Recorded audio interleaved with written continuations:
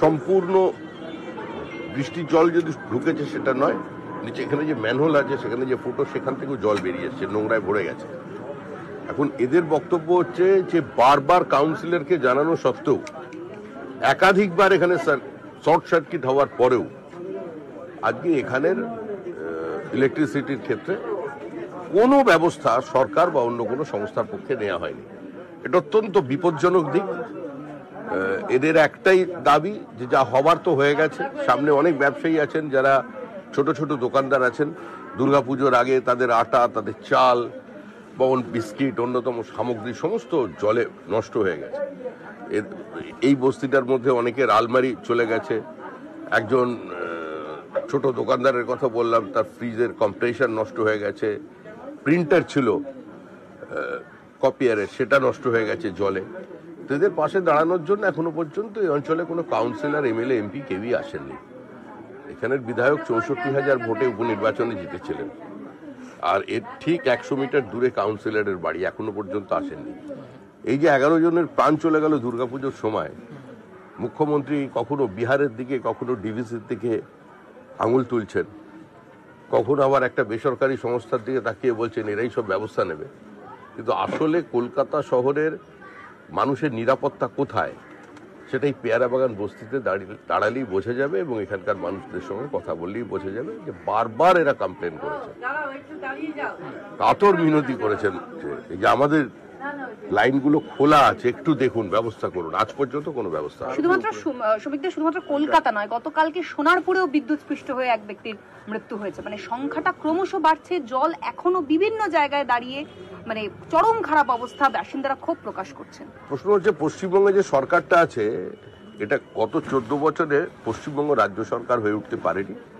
এটা তৃণমূল কংগ্রেস সরকারই থেকে গেছে। সুতরাং যে ওয়ার্ডে, যে বুথে তৃণমূল ভোট পাবে না বা তৃণমূল লিড পাবে না, সেখানে কোনো উন্নয়ন হবে না।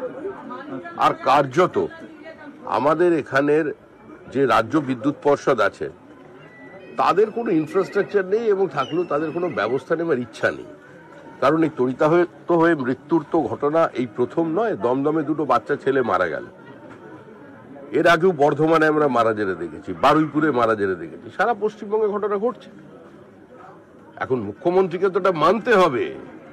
পশ্চিমবঙ্গের মানুষ, কলকাতার মানুষ তো অশিক্ষিত, মূর্খ নয়, অচেতন নয় রাজনৈতিকভাবে, যে এই লাইট পোস্টগুলোর মেইনটেনেন্সের দায়িত্ব হচ্ছে কলকাতা পুরসভার, এবং তদারকির দায়িত্ব হচ্ছে কলকাতা পুলিশের। আর যে সার্ভিস প্রোভাইডার আছে সেও তার দায়িত্ব, দায়বদ্ধতা থেকে মুখ ঘুরিয়ে নিতে পারে না। সিএসসি কেও চিন্তা করতে হবে, কিন্তু আসল দায়িত্ব তো এই সরকারের। এটা কোনো প্রাকৃতিক বিপর্যয় নয়, এটা প্রশাসনিক বিপর্যয়। তৃণমূল যে সরকার চালিয়েছে তার কারণে আজকে মানুষের এই অবস্থায় আছে। মেয়র পরিষদ নিকাশী তারক সিং বলছেন যে নাগরিকদের উপরেই দায় চাপাচ্ছেন। বলছে জল জমে থাকলে, নিচে নামলে শর্ট সার্কিট হবে, তো আত্মহত্যা জেনেই মানুষ রাস্তায় নামছে। মানুষকে এটাই তো তৃণমূল কংগ্রেসের দর্শন। অভিনন্দন জানাচ্ছি যে অত্যন্ত সত্যটাকে তিনি সহজ সরল ভাষায় মানুষের সামনে তুলে ধরেছেন। উনি জানেন এই মুহূর্তে কলকাতা কর্পোরেশনের কাজকর্ম কি, এবং কলকাতার সামগ্রিকভাবে নাগরিক পরিষেবার পরিস্থিতিটা কোথায় আছে। তিনি সেই কথাটাই অত্যন্ত স্বচ্ছতার সঙ্গে মানুষের সামনে তুলে ধরেছেন। যেখানে মুখ্যমন্ত্রী দেবতার কাছে চাকরি চাইতে বলছেন, তো সেখানে উনিও বলেছেন সবকিছু ভগবানের হাতে। শহরের একটি প্রথম সারির মেডিকেল কলেজ হাসপাতাল, এই যে একটানা বৃষ্টি, জলমগ্ন পরিস্থিতি হলো, প্রায় 9 কোটি টাকার মেশিন, সিটি স্ক্যান মেশিন নষ্ট হয়ে গেছে, 1 কোটি টাকার এক্সরে মেশিন বন্ধ। আজকে সকাল থেকে মানুষ ফিরে যাচ্ছে কালকাটা ন্যাশনাল মেডিকেল কলেজ হাসপাতালে। এর জন্য হয়তো অমিত শাহকে দায়ী করবেন, কিংবা নরেন্দ্র মোদীকে দায়ী করবেন, কিংবা বলবেন ডিভিসির চক্রান্ত, যেগুলো উনি বলে থাকেন। যতদিন তৃণমূল কংগ্রেস পশ্চিমবঙ্গে ক্ষমতায় আছে, বেশি দিন নেই আর, কিন্তু যে কটা মাস আছে এই দুর্ভোগ পোয়াতে হবে, এর সঙ্গে মানিয়ে নিতে হবে। নতুন সরকার এসে পরিস্থিতির পরিবর্তন করবে। গতকালকের যে